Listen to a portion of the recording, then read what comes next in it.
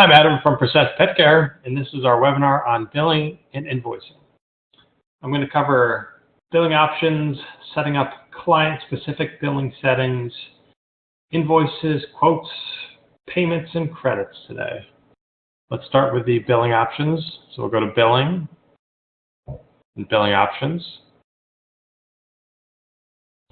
And these are the general settings for billing. If you have a separate email address that you want to use specifically for billing-related emails, you can enter a billing email address here. If you don't enter one, the basic email address that you've set up in the site options will be used for all invoicing emails.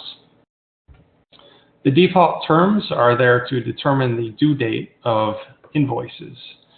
So it uses the invoice date plus the default terms if you are based on invoice date. So if we had an invoice today that was due in 7 days, it would be due 1 week from today. We can also set up the due date to be based on the date of the first visit on the invoice. If you want your invoices to have detailed line items for every add-on service and surcharge, you would turn on the detailed invoice output. Otherwise, it'll be one line item for each visit. If you collect taxes, you would put in your tax rate. The reminders and overdue notices are sent automatically by the system. The certain number of days that you set, either before for the reminder or after the invoice has been created. So that allows you to notify your clients automatically.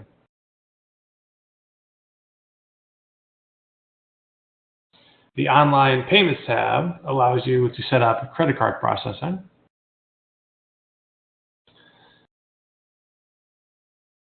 If we do have credit card processing enabled, there's a setting at the top for required credit cards, and that would mean that clients would need to enter their card on file before they could request any visits. You can set up PayPal Standard either alone or with any of the other credit card processors. You just need to enter the email address associated with your PayPal account. And PayPal Standard is an off-site payment option, so when someone makes a payment, they're brought to PayPal, and then when they complete the payment, they're brought back to your invoice. And that will enter the transaction in the system and apply it to the invoice, as does the integrated payment options. We have a number of integrated payment processing options that you can set up: Stripe, Authorize.net, PayPal, Payments Pro, and PayEasy. We currently have PayPal Payments Pro configured, and to do that, we would just enter in the API credentials and follow the instructions in this link to get those API credentials. If you wanted to set up Stripe, that's actually very simple to do. You just have to choose Stripe, click on the Connect with Stripe button, and then you'll be given the option to either log into your existing Stripe account or create a new account. And when you complete that process, you'll be brought back to the billing options page, and your site will be connected to Stripe.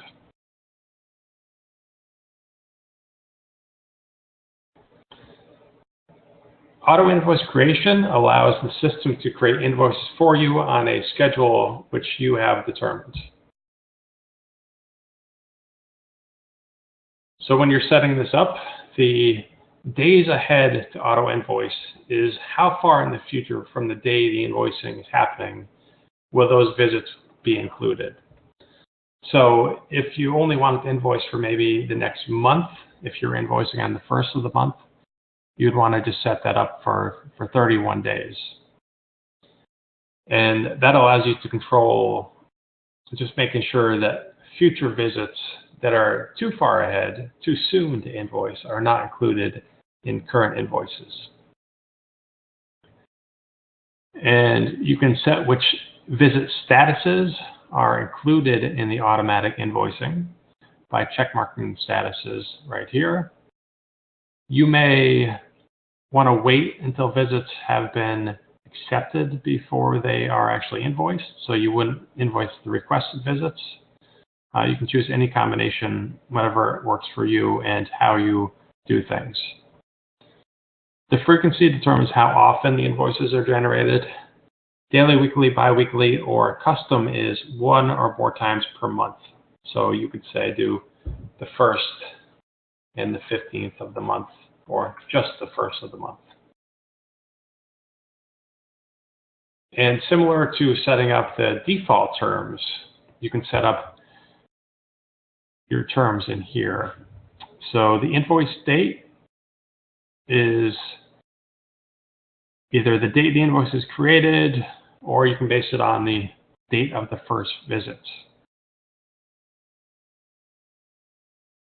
And you can choose to either send invoices to client immediately, automatically on the invoice date, if that invoice date was in the future, or manually. And if you do choose manually, it can be done in bulk. When you're just starting out, we do recommend that you choose manually so you have a chance to review those invoices and make sure that they are creating like you expect them to. Now, once you have set this up, you have the option to preview. And what that's going to do is give you a rundown of what the system is expecting the next time the invoices are processed. And it's going to assume that visits between now and then, which have not been canceled, are going to be completed. So it may not be exact, but it's a very good estimate of what it'll look like. So it'll break down the total number of visits and amount which will be invoiced, and then it'll also break it down per client. And then it'll tell you what happens after the invoices are created.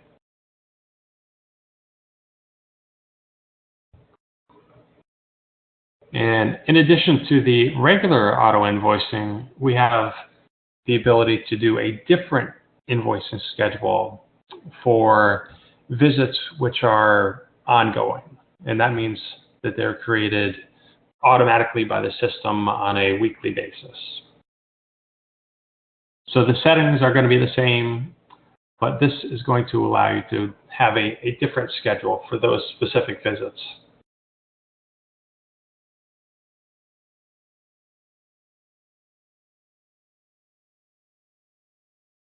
Now, when it comes to taxes, there are a few different places where you can configure taxes. You have that general tax, and we also have, if we go to pet care, services and times, and when we're setting up our base services, we can choose if these services have either the default tax rate, a custom tax rate, or are exempt from taxes.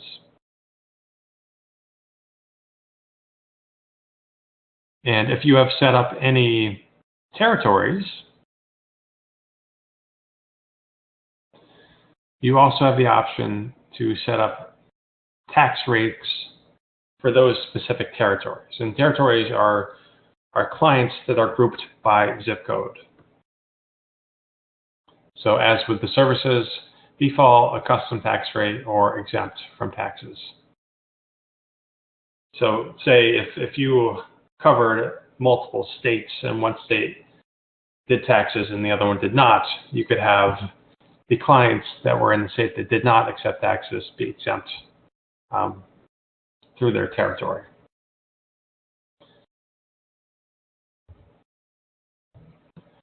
Now, it's also possible to set up different billing options from the client profiles.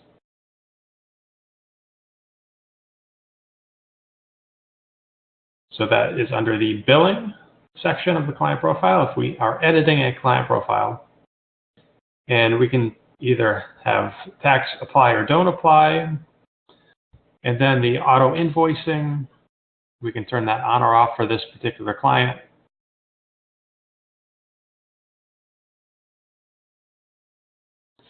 If we have credit card processing set up, we can turn off credit card processing automatically for this particular client as well.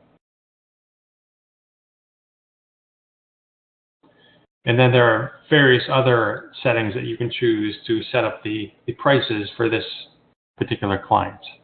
We have custom prices, custom additional pet pricing, and discount. So you have a lot of different options to set up specific pricing for specific clients.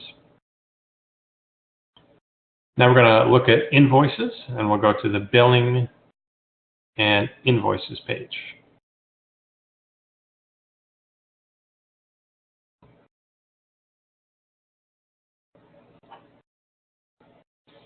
And here we have our invoice list, which tells you the invoices that have been generated and the amount due and the total amount and their status and everything you need to know about invoices.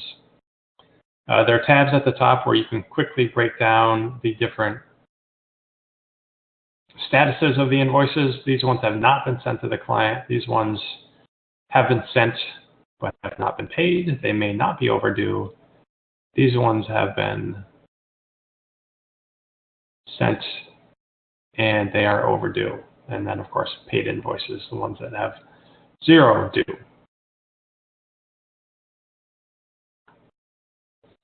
Now, we talked about automatic invoicing, and now we're going to cover the manual invoicing. And if we want to create a new invoice manually, we can do this at any time, and we'll choose to select the clients.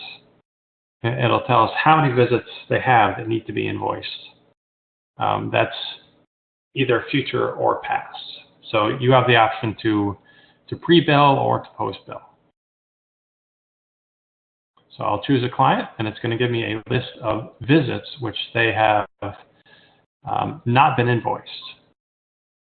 So if we check mark the visits either individually or as a group, we could either create a new invoice, we could add to an existing invoice if they did have one, which had not been fully paid, or we can mark these visits as do not invoice. And that just takes them out of the invoice queue completely. So I'm going to create a new invoice, and it'll bring us right back to the invoice page, and we have this new invoice generated. And we had a payment that was set up to auto apply, and I can see that it automatically applied $33.09 to that invoice when we generated it. And we'll cover the auto applying when we cover the transactions. So if we want to take a look at what the client sees with the invoice, we can click on the invoice number. And if we want to see that on a page by itself, we can open that in a new page. And the invoices are visible if someone is logged in or if they are not logged in. If they are logged in, they're going to have all of their regular navigation on the left here. If they're not logged in, it'll just be showing them the invoice. And if you do have automatic credit card processing, it'll let them know that their card on file will be charged and what day it'll be charged. And they can also click on Pay Now to make that payment. And since I am not logged in as that client, it will not show me that I have any invoices. But if I did, I would be filling out my information here and clicking Submit to pay it.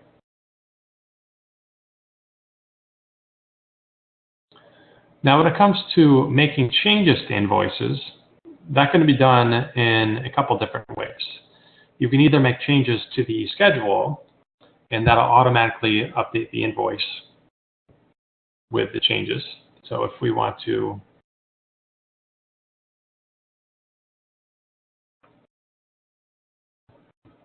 update any of the visits between May 21st and May 31st, we can see how that works.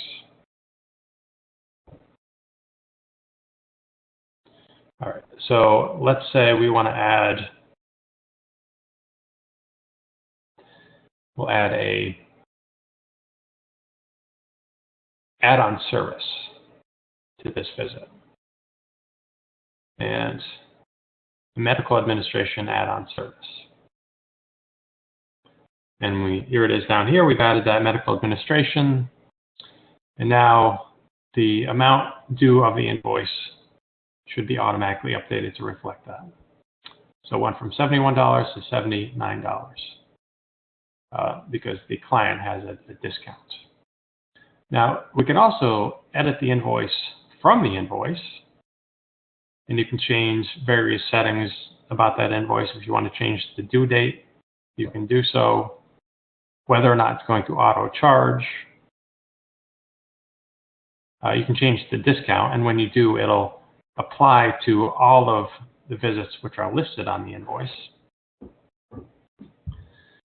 And editing line items is done by clicking on the little calendar icon, and that'll bring you right to that visit.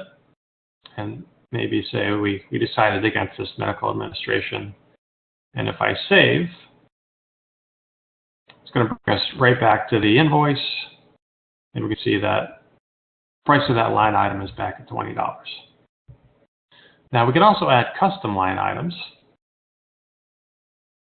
and they can be whatever you want them to be. So if I want to have just a miscellaneous charge, $10 with no discount. Now if I save that invoice,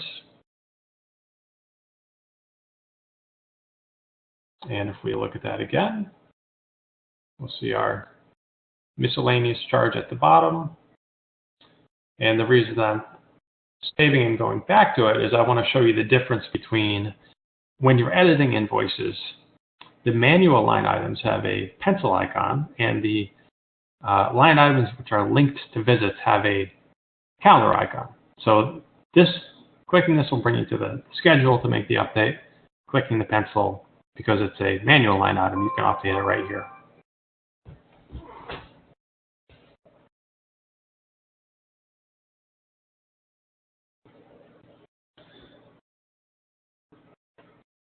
And the other thing that we can do with invoices is we can send them as a quote to clients. So if we have, this is typically something that's going to happen with a new client, is you'll send them a quote, and then you're not actually going to perform those visits until they've reviewed the quote and accepted the quote. So say this was a new client and we wanted to send a quote to that client, we would send it as a quote. We can add some notes to it, which will go in the email to the client, and we'll do send quote. So now, when the client is looking at it, instead of a pay now button, they have a accept button. And if the client accepts the quote, then you'll get a notification email, and the client is then able to pay that invoice. Depending on the due date, that may not be due until later, or they could pay it right then.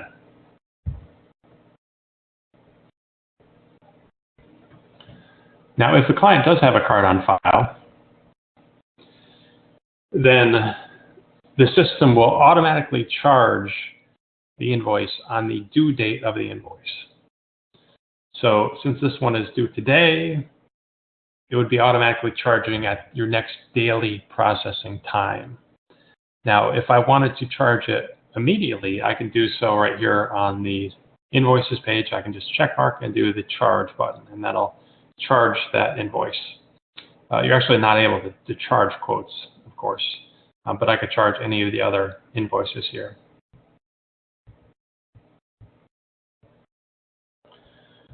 Now, when it comes to keeping track of payments made, that is under the Billing and Transactions page. So if someone makes a credit card payment, whether it's automatic or it's initiated by the client or it's initiated by you on the Invoices page, the transaction will be automatically entered on this page. And it's really just there for you to know informationally. If someone was to pay by check, we can add a transaction manually. When we go to New Transaction, and we choose the client, and we enter the reference number. And let's say they paid this first invoice here, $237. We'll apply. Oh, there's actually only $71.94 due on that particular invoice. So it'd be $27.77. Then we can see we have this much left unapplied. If we apply it to this invoice, if we did actually leave that amount unapplied, and say it's $37.18 unapplied, and if we set it up to auto apply, which is the default, the next time an invoice is generated for that client, that $37.18 will be automatically applied to that invoice.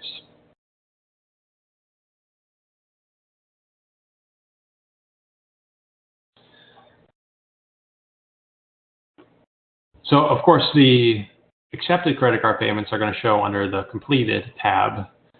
But if you had anyone fail a credit card payment, you can see the details of that under the declines tab. And usually you can have some idea of why it failed. Depending on the payment processing option, you may have more or less detail that can help you figure it out. Now, credits are of course different than payments in that you're essentially giving clients an amount which can be applied against a future invoice but doesn't actually count as income.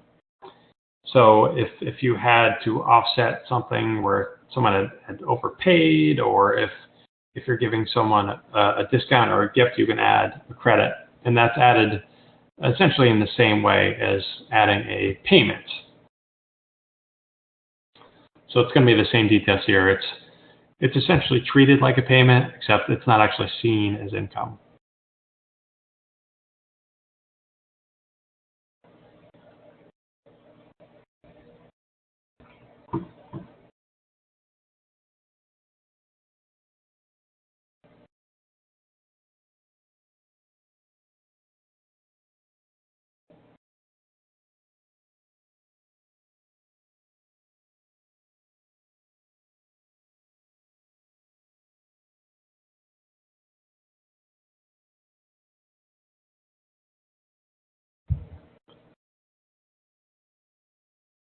Now, something that you're always able to do, and this can come in handy when you're invoicing, is if we are looking at a particular visit, let's say on the master schedule here, let's just look at this one where we did medical administration.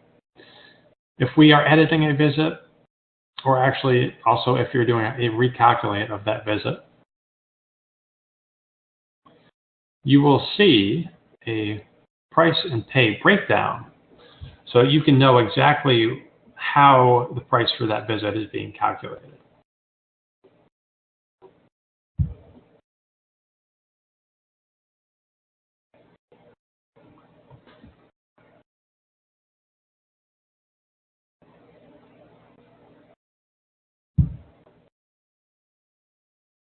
And that covers our billing and invoicing webinar. Thanks for joining us.